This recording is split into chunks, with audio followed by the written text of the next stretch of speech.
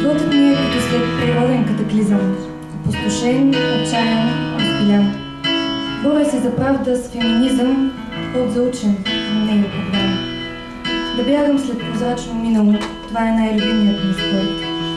Да изживявам всичко, дето е убивало и мен и теб.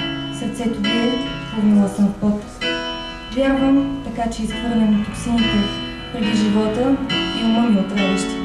И боря се да се снабдя с ваксините, моляки се тайно да са истински, спасяващи. Залъгвам се и сокоставям, бягайки. Капака на прашната ряка надигам. Поглеждам с усмивка, душата спасявайки, и в сублимния миг патетично умирам. Намират на пода картинно застинала, жертва на чувства си в свят от лъжи. Уръфана снимка, в ръката изтинала, а в очите остатък надежда гори.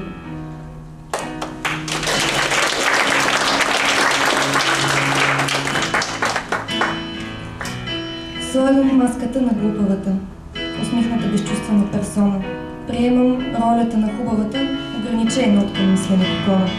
Бягам, за да мога да се скрия, усетя ли, че ролята ми се размива. Предпочитам всяко чувство да убия, пред това светът да ме усмива.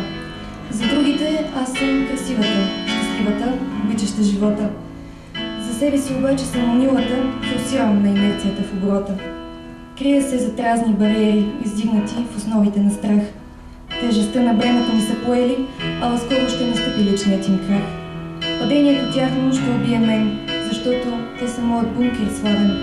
Ще бъда като кораб потопен, в останки на безценица продаден.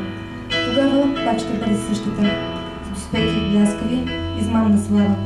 И ще мечтая тайничко за къщата, която нявка щастие ми дава.